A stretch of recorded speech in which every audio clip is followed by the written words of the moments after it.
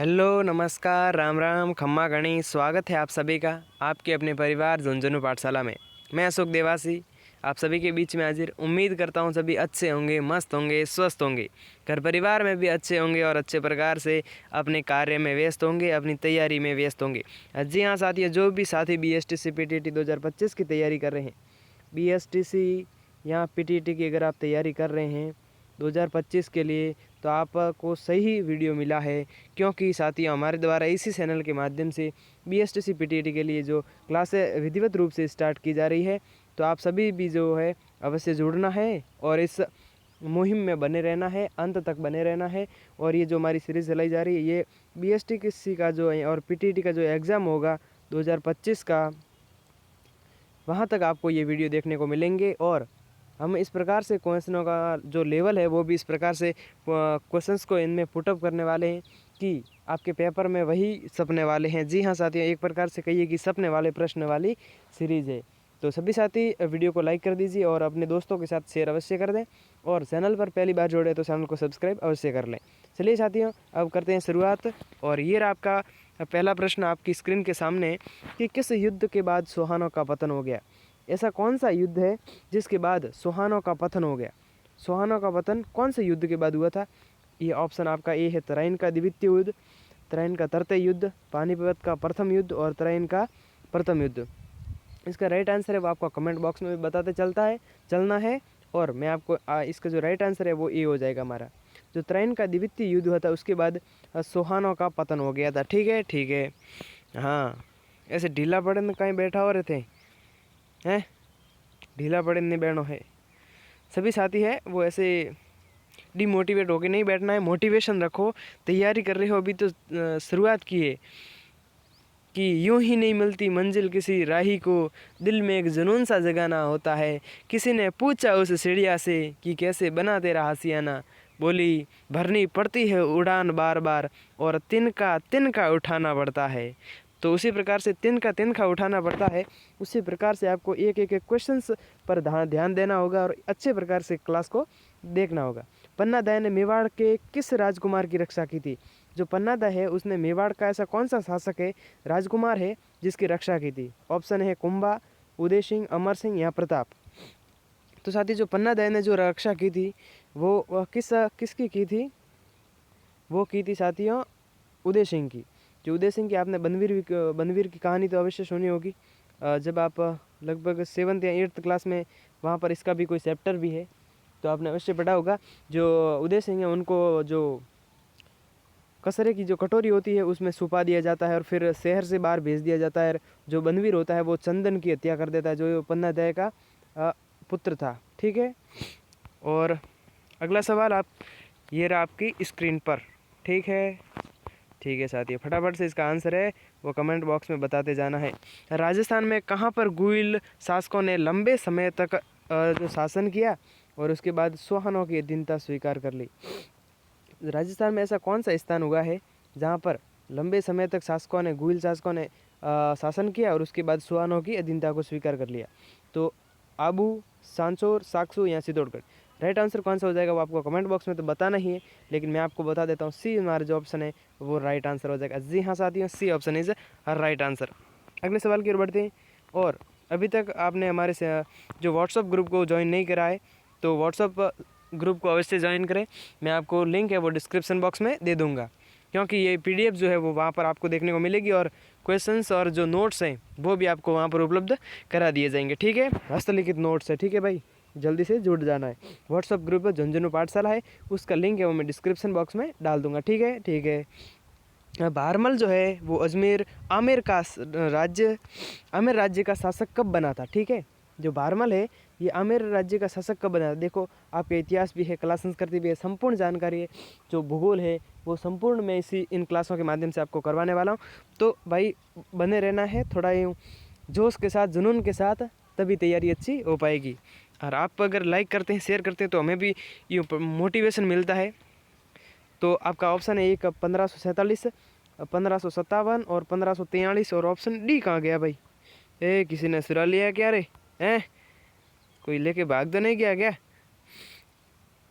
ये option D है हमारा, ये मिल गया। अरे भाई मिल गया, आपने किसी ने नहीं ले 1516 है, ठीक है। यहाँ पे ऑप्शन 1516 है, लेकिन राइट आंसर क्या है वो मैं आपको बताता हूँ, ठीक है। जो हमारा राइट आंसर है वो हो जाएगा ए, 1547।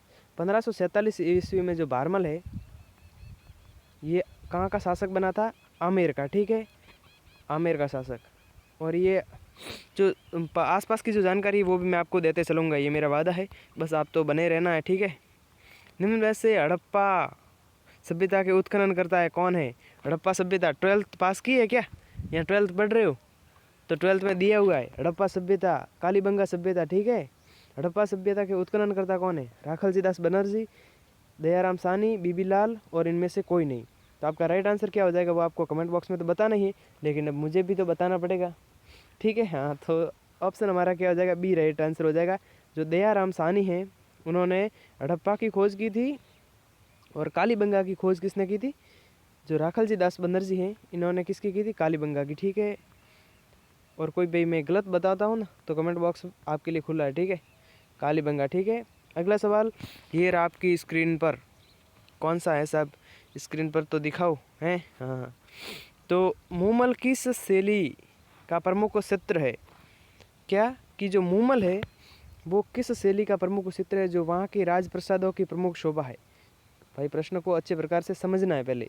मूमल है वो किस शैली का प्रमुख क्षेत्र है, बस इतना ही बताना है आपको। तो जो वहाँ के अरे भाई वहाँ के राजप्रसाद की शोभा हो, कुछ भी हो, हमें क्या लेना देना है, हमें तो ये बताना है कि मूमल जो है ना ये किस प्रकार की, हाँ ये मूमल है, ये देखो, हाँ ये हाईलाइट कर दिया ना, ऐसे करते हैं तो मज़ा आता है भाई, नहीं तो आप लाइक शेयर तो करते हो नहीं है, क्या करे अब आपका।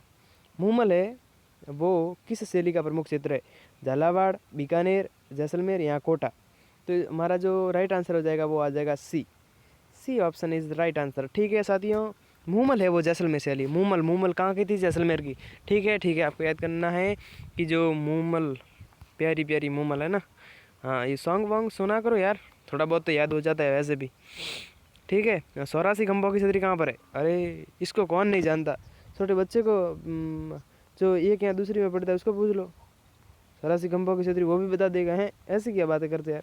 लेकिन मैंने आपके लिए जो क्वेश्चंस का लेवल है वो धीरे धीरे बढ़ाया जाएगा, क्योंकि अगर किसी को नहीं भी पता है ना तो कई बार बेसिक से भी प्रश्न बना दिया जाता है, ठीक है ना। 84 खंभों वाली छतरी कहाँ पर है? उदयपुर में, बूंदी में, कोटा में कि जयपुर में? तो बूंदी में है, बी ऑप्शन ही हमारा राइट आंसर हो जाएगा। लेकिन आपको पता है हम बी को क्या करते हैं, थोड़ा हाईलाइट कर देते, अच्छा दिखेगा, है ना। हाँ ये देखो बी, ये हुई ना बात, लेकिन फिर ये जगह चला गया। निम्न में से हल्दी घाटी के युद्ध में शामिल दरबारी कौन है? इनमें से कौन सा ऐसा दरबारी है जो हल्दी घाटी का युद्ध हुआ उस समय शामिल था दरबारी में, ठीक है, दरबार में शामिल था? बदायूनी, अबुल फजल, दो ऑप्शन कहाँ गए? ये भाई कौन खा जाता है पता नहीं, आप में से ही है तो कोई हैं, ये तानसेन, और इनमें से कोई नहीं। तो ठीक है, हमारा राइट आंसर क्या हो जाएगा?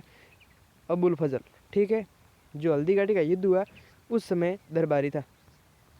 फटाफट से क्वेश्चंस को करते जाना है और कमेंट बॉक्स में आंसर देते जाना है, क्योंकि कमेंट बॉक्स में आपको कमेंट करने के किसी भी प्रकार का शुल्क नहीं लिया जाता है, ठीक है, ठीक है।